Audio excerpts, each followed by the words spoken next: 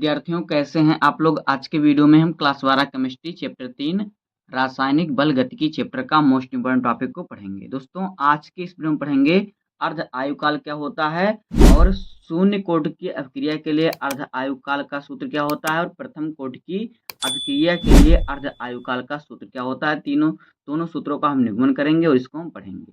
Video बहुत ही important है। अगर आपको परिभाषा पूछेगा तो आपका 2 नंबर का पूछेगा, अगर आपको सूत्र का निगमन पूछेगा तो आपका 3 नंबर में पूछेगा।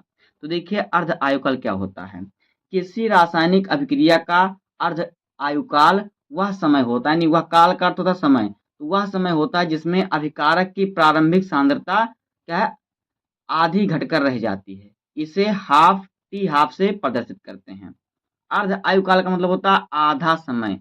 अभिक्रिया जब आधी पूरी हो जाती है तो उसे ही कहते हैं अर्ध आयुकाल। यानी कि किसी रासायनिक अभिक्रिया का अर्ध आयुकाल वह समय होता है जिसमें अभिकारक की प्रारंभिक सांद्रता आधी रह जाती है। प्रारंभिक सांद्रता जो क्या आधी पे पहुंच जाती है तो उसे कहते हैं क्या, अर्ध आयुकाल। इसे टी हाफ से प्रदर्शित करते हैं। टी हाफ मतलब कि आधा समय। अब देखिए शून्य कोटि की अभिक्रिया के लिए अर्ध आयुकाल का सूत्र क्या होता है। तो देखिए यहाँ पे लिखेंगे कि शून्य कोटि की अभिक्रिया के लिए शून्य कोटि की अभिक्रिया के लिए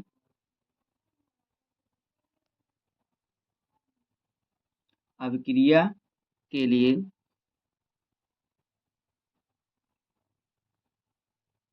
लिए अर्ध आयुकाल अर्ध आयुकाल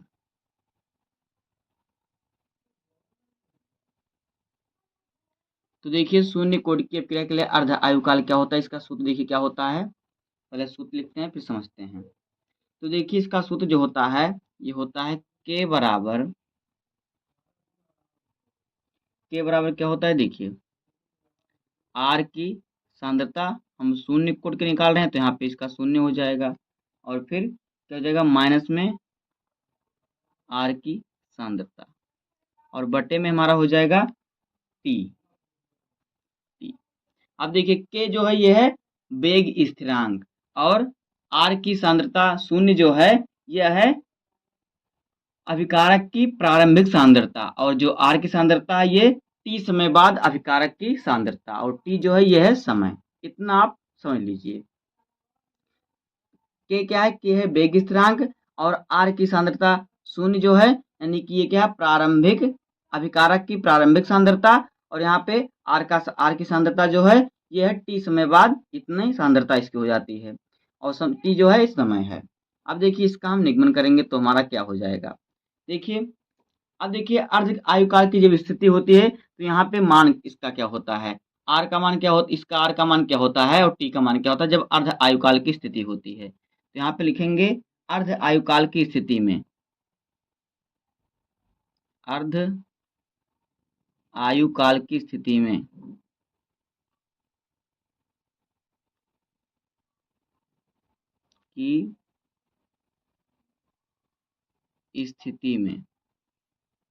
तो देखिए अर्ध आयुकाल की स्थिति में क्या होता है।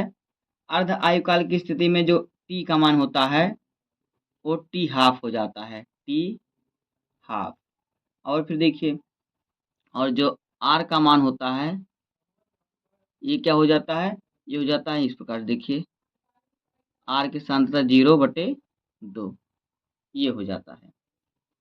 तो यहाँ पे देखिए यहाँ पर हम क्या करेंगे, यहाँ पर हम ये इसका मान रखेंगे और टी की जगह पर हम टी हाफ रख देंगे क्योंकि हमें यही मान यहाँ में रखना होगा जब हम अर्धायुकाल की स्थिति में ज्ञात करेंगे किसके लिए, शून्य कोटि के लिए। तो देखिए तो क्या हो जाएगा, यहाँ पे मान रखेंगे तो यहाँ पे के बराबर हो जाएगा हमारा, के बराबर आर की सांद्रता 0 है तो इसको हम लिखेंगे और फिर क्या है माइनस है तो माइनस लगाएंगे। क्या है आर की सांद्रता 0/2 ये आर का मान हो जाता है तो यहाँ पे ये हो जाएगा हमारा आर की सांद्रता आर और बटे में 2 और पूरे के बटे में हमारा क्या हो जाएगा, टी की जगह पर टी हाफ हो जाएगा तो हो जाएगा टी हाफ, इतना हो जाएगा। अब आगे देखिए, अब यहाँ पे देखिए जब ये देखिए क्या जब इसको हम सॉल्व करेंगे तो ये हमारा कितना आ जाएगा, तो यहाँ पे के बराबर हमारा जो है, इसको हम एक ही बार लिखेंगे, आर की सांद्रता 0 और बट्टे में हमारा 2 है तो हम यहाँ पे 2 ही लिख देंगे क्योंकि इसके बट्टे में 2 है, ये हमारा हट जाएगा। और फिर देखिए बट्टे में क्या हमारा है, टी हाफ, यहाँ पे हम रखेंगे टी हाफ, टी हाफ हमारा वैसे रहेगा टी हाफ, ये हमारा हो जाएगा। अब देखिए यहाँ पे, अब टी हाफ बराबर जब निकालेंगे तो यहाँ पे हमारा सूत्र क्या हो जाएगा, यहाँ पे देखिए टी हाफ बराबर जो हमारा सूत्र हो जाएगा, ये हो जाएगा आर की सांद्रता 0 और बटे में देखिए 2 हमारा जो है 2 इसके नीचे आ जाएगा और के भी इसके नीचे आ जाएगा। तो क्या क्या है, के वेग स्थिरांक, टी है समय और आर है प्रारंभिक सांद्रता। तो इस प्रकार से हो जाएगा ये इसकी सांद्रता निकालने का सूत्र।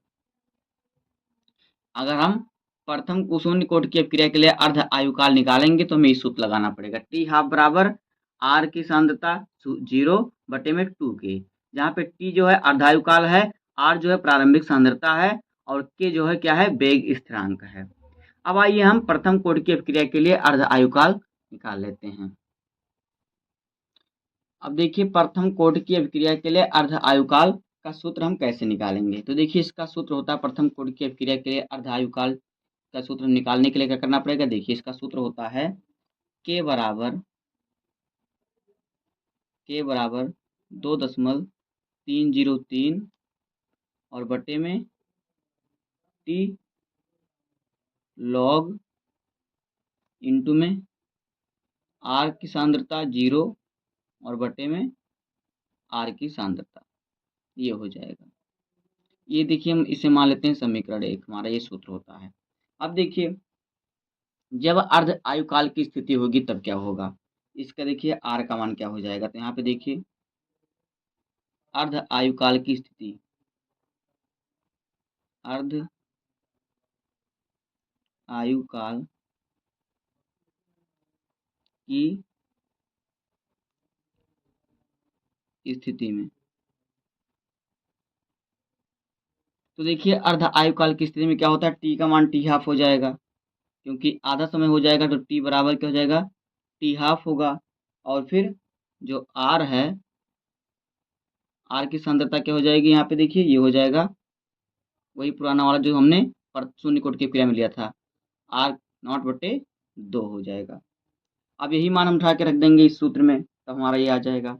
देखिए तभी क्या हो जाएगा, आप लिखते हैं मान रखने पर,